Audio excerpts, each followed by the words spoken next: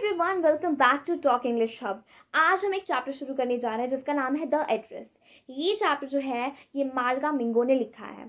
ठीक है everyone, so we will try to finish this chapter in 15 minutes. पहले मैं आपको एक रिकैप दे देती हूँ चैप्टर की। ओके, तो देखो एवरीवन, इस चैप्टर में होती है मिसेस एस की डॉटर जो कि नरेटर है हमारे चैप्टर की। देन होती है मिसेस डॉर्लिंग और मिसेस डॉर्लिंग की डॉटर जो कि 15 साल की होती है। ठीक है, अब जो वॉर का टाइम चल रहा था तो जो बेसिकली वॉर के टाइम से पहले जो जो भी सारा सामान था जो मिसेस एस के घर पे था वो सारा जो है सामान जो वो है मिसेस डॉर्लिंग को दे देती है। मिसेस डॉर्लिंग मिसेस एस की क्या लगती थी? मिसेस डॉर्लिंग जो है वो मिसेस एस की एक बस एक नोन पर्सन थी, एक एक्वेंटेंस थी, ओल्ड एक्वेंटेंस थी। ठीक है, तो जो भी उनके घर पे सारा सामान था, क्योंकि उनका जो लाइफ है वो खतरे में थी। किसकी लाइफ खतरे में थी? मिसेस एस की और उनकी डॉटर की, बिकॉज वो जो है वो जूइश थे। ठीक है, दैट्स वाई। तो अपना सामान उनको दे देती है। उसके बाद जो है just to see their possessions, their precious possessions जो हैं आफ्टर द वॉर, जब उनकी मम्मी मर गई एंड देन दो जो मिसेस एस की डॉटर हैं वो उनके घर पे जाती है कि भाई मैं अपना सामान देखना चाहती हूँ। किसके घर पे जाती है? मिसेस डॉर्लिंग के घर पे जाती है। ठीक है, तो ये चैप्टर में वही डिस्क्राइब करता है everyone. So let's begin with this video without procrastinating everyone. The narrator decides to visit the address that was given to her by her mother, where all her family's precious possessions were kept safely by Mrs. Darling. तो अब क्या होता है कि जो narrator है वो visit करती है उस एड्रेस को जो कि उनकी मम्मा ने उनको दिया था एंड जहाँ पे उनकी फैमिली के सारे प्रेशियस पोजेशंस रखे गए थे। ठीक है, और किसके पास थे वो प्रेशियस पोजेशंस? मिसेस डॉर्लिंग के पास थे। The first time when the narrator visited the address, Mrs. Darling behaved in the most absurd manner. She refused to recognize the narrator and did not let her enter the house, so the narrator returned empty-handed. अब क्या हुआ कि जो जब वो उनके घर पे गई, कौन? मिसेस एक्स की डॉटर, तो जो डॉर्लिंग है उन्होंने बिल्कुल उनको रिकॉग्नाइज नहीं करा और उन्हें बिल्कुल एंटर भी नहीं करने दिया अपने घर में, एंड वो सिंगल हैंडेड या फिर एम्प्टी हैंडेड अपने घर पे वापस आ गई। Narrator is reminded of her mother, Mrs. S, who had given this address to her years ago when they were living in Holland, and she saw Mrs. Darling, who was introduced to her as an old acquaintance of her mother. Basically क्या था कि जो narrator थी वो remind करती है कि जो है उनकी मम्मा ने उन्हें जो है एड्रेस दिया था बहुत ही सालों पहले, बहुत ही ईयर्स अगो दिया था जब वो होलैंड में रहते थे, और उनके मम्मा ने डॉर्लिंग को इंट्रोड्यूस करा था कि ये मेरी ओल्ड एक्वेंटेंस है। ओल्ड एक्वेंटेंस कौन होता है? Somebody who is known to us, known person. Okay, तो ऐसे बोलते हैं, मतलब कोई फ्रेंड नहीं है, जस्ट मैं इनको जानती हूँ। ठीक है, और उनका जो है ब्रॉड बैक होता है, किसका? डॉर्लिंग का। ये बैक स्टोरी लेके जाते हैं and then we come to the real situation जो आफ्टर वॉर होती है। तो आफ्टर वॉर वो विजिट करती है उनके घर को, कौन? मिसेस एस की डॉटर, क्योंकि जो मिसेस एस है वो मर गई थी एंड वो चाहती थी उन प्रीशियस पोजेशंस को देखना। ठीक है, लेट्स प्रोसीड। आगे क्या होता है कि जो है the narrator notice many precious items missing from their places. तो बेसिकली क्या होता है कि वो नोटिस करती हैं क्योंकि जो बहुत सारे प्रेशियस आइटम्स हैं वो मिस हैं। ठीक है, then Mrs S told her that Mrs Dorling was helping her taking her table cloth, silver cutlery, antique plates, large vases, and crockery to her house to keep in safe custody in case they had to leave the house suddenly. अब war की situation थी क्योंकि वो Jewish थे, कौन? Mrs S और उनकी daughter, तो उन्हें जो है बहुत ही सेफ रहना था ताकि वो जो है उन पर अटैक ना कर सके वो लोग जो उन पर अटैक करने वाले थे।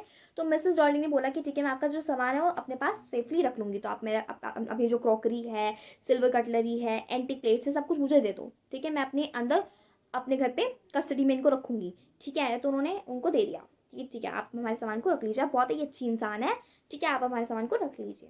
क्योंकि वो बहुत ही इनोसेंट लेडी थी तो उन्होंने अपने सामान को उनको दे दिया और उन पर विश्वास कर लिया, ट्रस्ट कर लिया। ठीक है, अब क्या होता है next? The narrator decided to revisit the house of Mrs Dorling as she felt the urge to see all the mother's belongings. She wanted to touch them, feel them and remember them. अब जो narrator है वो Mrs Darling का घर visit करती है।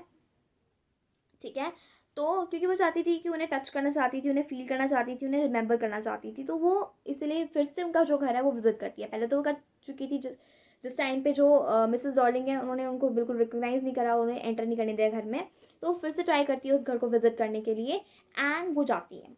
ठीक है, अब क्या होता है, क्योंकि वो चाहती थी कि उन्हें टच कर सके, उन्हें फील कर सके, उन्हें याद रख सके। ठीक है, दैट्स वाई वो विजिट करती है मिसेस डॉर्लिंग के घर को।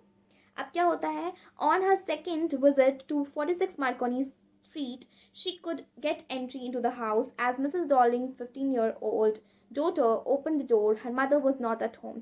अब क्या होता है कि मिसेस डॉर्लिंग घर पे नहीं थी, तो जो उनकी डॉटर है, मिसेस डॉर्लिंग्स डॉटर, जो कि 15 साल की होती हैं, वो जो है वो घर पे थी अकेली, तो उन्होंने डोर को ओपन कर दिया।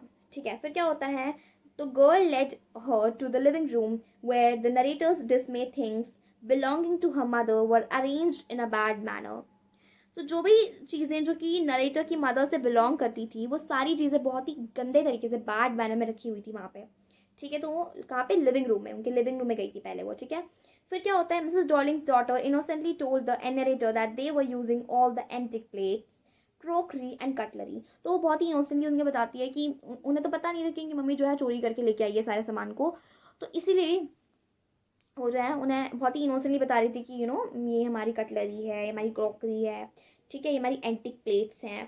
तो जो नरेटर है उसको तो पता था कि जो हमारा सामान है ये सारा, पर जो मिसेस डॉली की डॉटर थी उसे नहीं पता था कि ये जो है हमारा सामान, मतलब जो इनका सामान है ये। ठीक है, तो उन्हें नहीं पता था ये बात।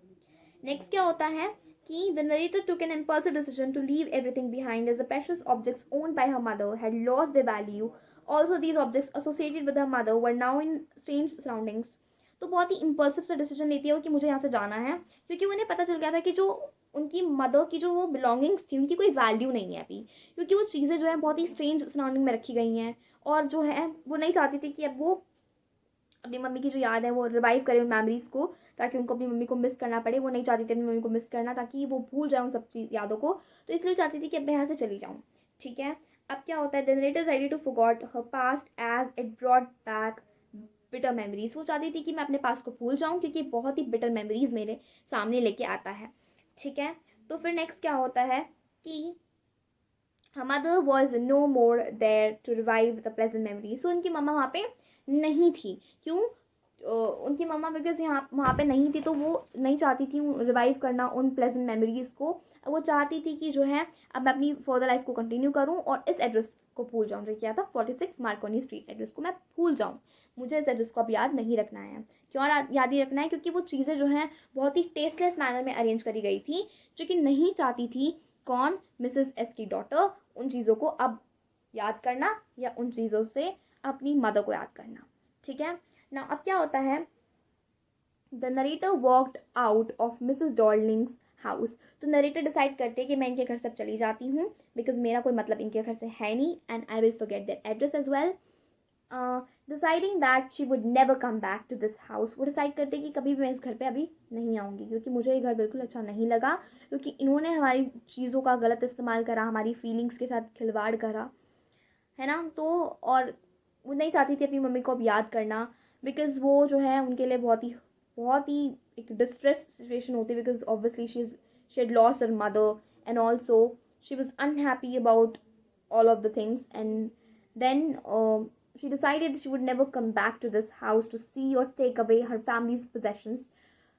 ऑब्वियसली उनका जो घर था वो एक रेंटेड घर में रहती थी, अब तो वो नहीं चाहती थी कि मैं उस सामान को लेके जाऊँ वहाँ पर, और मैं कहाँ ही रखूँगी उस सामान को। तो she didn't want to just take all of that thing. वो नहीं चाहती थी अपनी फैमिली की पोजेशन को लेके जाना, as she had no place to keep all of it, क्योंकि वो एक रेंट के घर में रहती थी, तो उनके पास एक स्पेस भी नहीं था उस सामान को रखने का। एंड ऑल्सो वो नहीं चाहती थी, क्योंकि वो जो चीज़ें हैं वो बहुत ही स्ट्रेंज सराउंडिंग में रखी गई थी, और narrator did not wanted to just see those things और revive her memories, her mother's memories. Okay, so everyone, finally we have ended the chapter. ठीक है, मैं आपको जो है एक छोटी सी रिकैप दे देती हूँ। देखो, इस चैप्टर में दिखाया गया है कि अगर आप किसी पर ट्रस्ट करते हो तो मोस्ट प्रोबेबली क्या होता है, वो पर्सन जो है हमारे ट्रस्ट को ब्रेक कर देता है।